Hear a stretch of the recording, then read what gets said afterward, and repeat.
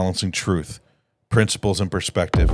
This is the Equalizer podcast.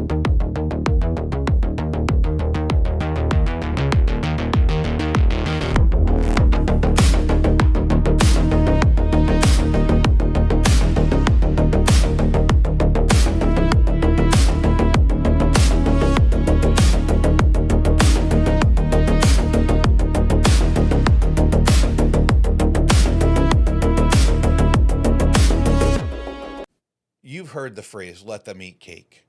It's one of the most famous lines in history, supposedly said by Marie Antoinette when she was told her people had no bread.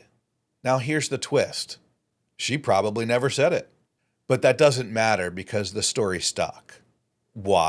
Because it felt true. It captured something deeper, a ruling class so disconnected from reality that they couldn't even understand suffering when it was right in front of them. And that's where this stops being history and starts being right now. Because look around. We've got 80-20 issues, things almost everyone agrees on. Election integrity, transparency, fraud prevention, congressional insider trading restrictions, paying our TSA workers, removing criminal illegal immigrants from the country. And they go nowhere. Congress shuts down the government.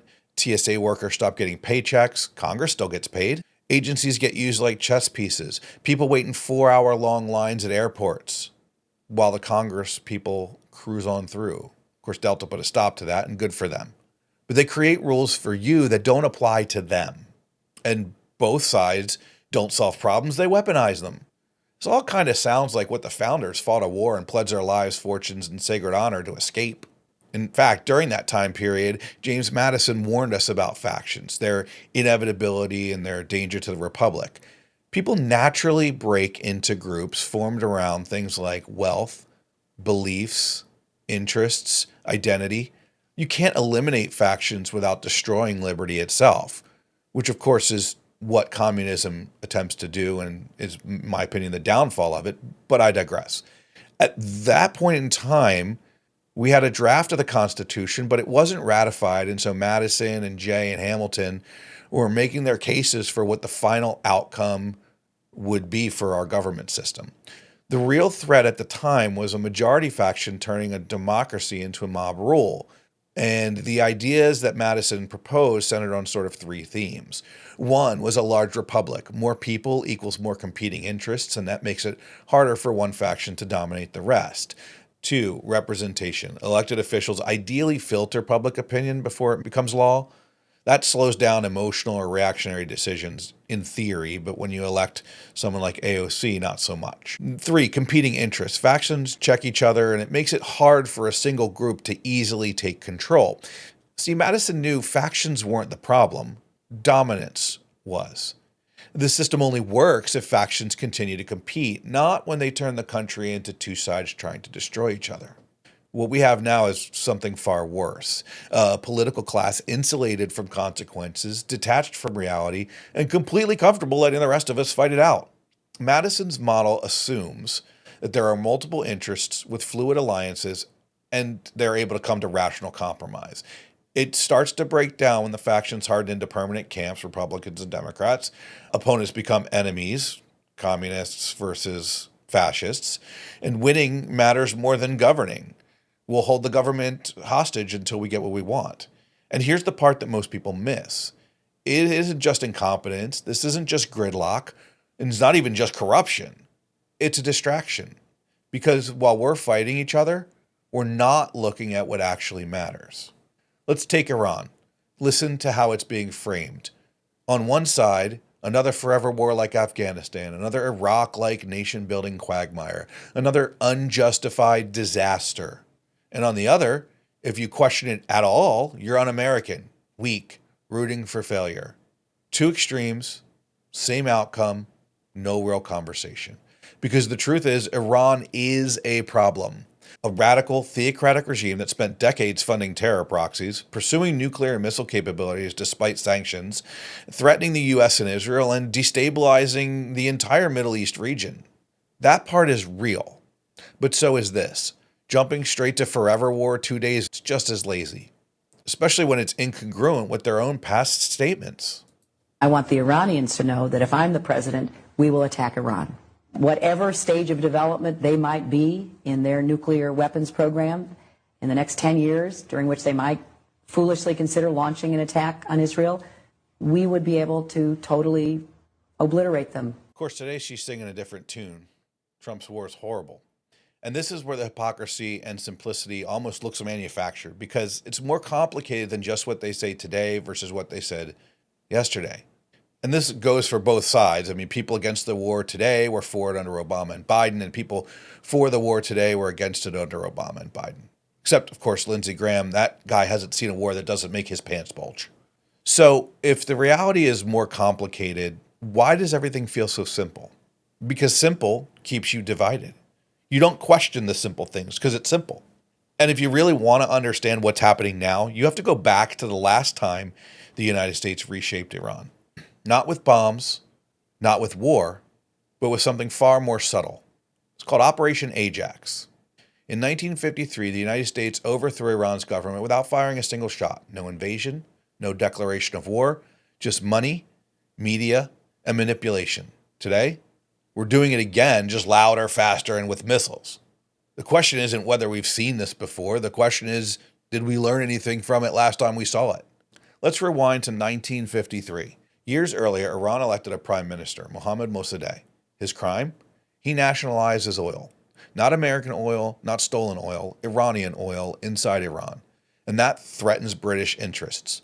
Britain calls the United States, and suddenly this isn't about oil anymore. It's about the Cold War. It's about what if Iran goes Soviet? And just like that, a democratically elected leader becomes a strategic threat. The CIA faced a problem that couldn't be solved through conventional warfare. Iran hadn't attacked the U.S., hadn't threatened the U.S. or our allies. There was no legal justification for an invasion. So they chose a different path: destabilization. First, economic strangulation. Britain cuts off Iranian oil exports. The economy collapses. No bombs, no blockade, just no money. Two, the information war starts. The CIA floods the media with stories. Mossadegh is unstable. Mossadegh is a communist. It doesn't matter if it's true. It just has to sound true. Three, internal fracture. They don't create the opposition, but they amplify it. Military leaders, religious figures, royalists, all pushed in the same direction.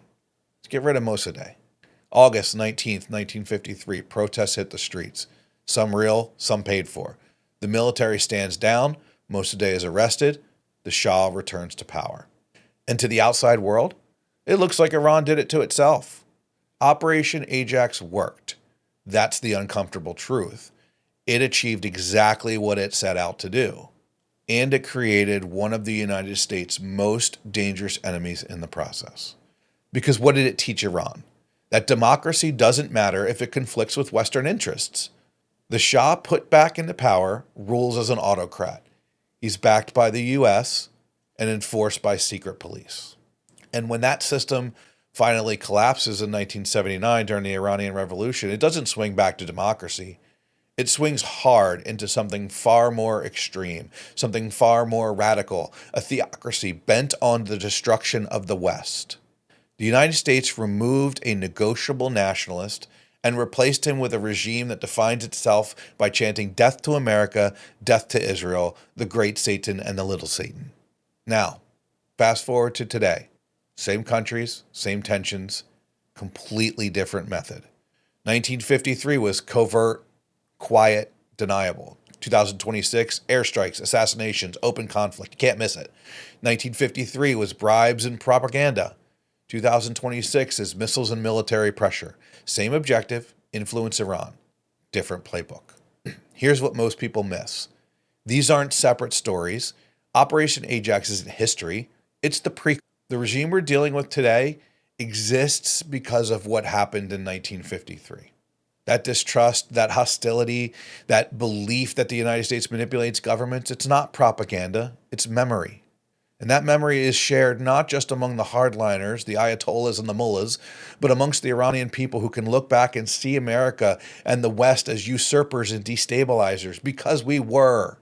Then there's the stakes. Geography hasn't changed. The Strait of Hormuz was there in 1953, 1979. It remains there today.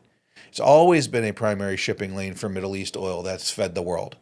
So what has changed? Weapons and capability. That's what made it time to clean up the mess we made almost 50 years ago. Iran's pursuit of a nuclear weapon is an absolute fact. Iran has gone to great lengths to shield their enrichment process and progress from the rest of the world, operating underground, quite literally, and in secret. Then they sauntered in and casually dropped the reality at negotiations that they had 430 kilograms of 60% enriched uranium, enough to build 10 nuclear bombs within a matter of weeks. That's not hyperbole, it's fact. They've quietly built missile technology that resulted in 2 medium-range ballistic missiles that doubled their stated missile range, flying 2,500 miles. For years, the assumption was Iran capped its missiles at 2,000 kilometers. Then, overnight, they demonstrated something closer to 4,000 kilometers. So here's the real question. If destabilization created the problem, what do you think more pressure would solve? Because we've seen this movie before. Short-term win, long-term consequences. In 1953, we controlled the outcome by staying invisible. In 2026, we're trying to control the outcome in full view of the world. The only question left is, are we going to solve the problem or write another 50 years of it? Now, it's my take that doing this in the sunlight, in the openness of active military conflict, puts too many eyes on it for us to get it wrong. What we did 50 years ago, or more than 50 years ago, 60 years ago, was create an environment secretly, covertly, where we could push a little bit more, push a little bit more, push a little bit more, because nobody would know, nobody would see it, nobody would hear about it. What we're doing today is in plain view of the rest of the world. Look at what we're doing. Here's our stated reasons. You can say what you want about the Trump administration and whether you agree with the war, but his transparency on this, the administration's transparency has been top-notch. It has been out there. They've been talking about it. They've been more transparent in this military action than anyone else I can think of going back into history, recent history. So you can disagree with them if you want. You can disagree with the objectives. You can disagree with the war itself. But to call them non-transparent would be a mistake. And I think doing it in the openness, in the sunlight of the worldview, puts this in a bit of a different place than what we did in 1953 and what we've done in other years in other places. So now you've seen it, what destabilization looks like when it's done on purpose. You have an example, a frame of reference, carefully, quietly, strategically done. Now here's the uncomfortable question. What happens when no one has to actually do it anymore? Because today, the same effects don't require an intelligence agency. They run on algorithms, headlines, incentives. And the result? Disconnected, divided, distrusting everything. Not by accident, by design. In 1953, destabilization had to be engineered. It took agencies, governments, shadowy smoke-filled back rooms. Today, it sustains itself. So we've seen what destabilization looks like when it's done to a country like Iran. Quiet, indirect, plausibly deniable. But here's the uncomfortable part. It doesn't stay overseas. Because the same playbook doesn't need intelligence agencies anymore. What used to require the CIA now runs on autopilot. Social media algorithms, media headlines, talking heads, political rhetoric. Different actors, same effect. And this is exactly the core idea behind my new book, The Invisible War. Destabilization isn't new. It's one of the oldest tactics in human conflict. Sun Tzu wrote, "For to win 100 victories in 100 battles is not the acme of skill. To subdue the enemy without fighting is the acme of skill." That was 2,000 years ago. What has changed is that it's been refined from a covert operation into a long game system. Sun Tzu's insight was not that violence should be avoided for moral reasons. It was that violence is inefficient. Battle's costly, unpredictable, and exhausting. Even victory in battle can weaken the victor. And history has shown that nations can be rendered ungovernable without external conquest. Social media algorithms don't reward truth, they reward engagement. And what drives engagement? Anger, fear, outrage, resentment. So what gets amplified? The most divisive version of reality. Media headlines aren't built to inform you, they're built to hook you, draw you in. Nuance doesn't go viral, conflict does. Nobody cares about people talking. They care about people that are screaming. Talking heads, you don't get airtime for saying it's complicated. You get airtime for saying they are the problem, get them. Politicians, they don't win by calming things down. They win by picking a side and turning the volume up. One social media narrative sent out by 10 foreign accounts spreads like wildfire. 50 shares turns into 5,000, turns into 50,000. And now the media picks it up and runs with it. It becomes the feature of the evening news. Talking heads debate it. It's on every show. Factions see a way to gain legitimacy and edge to bash the other side. It doesn't matter if the story is real or even true. And the result isn't just disagreement. It's something much more dangerous. It's disconnection. It's designed to make you go, stop, I can't take it.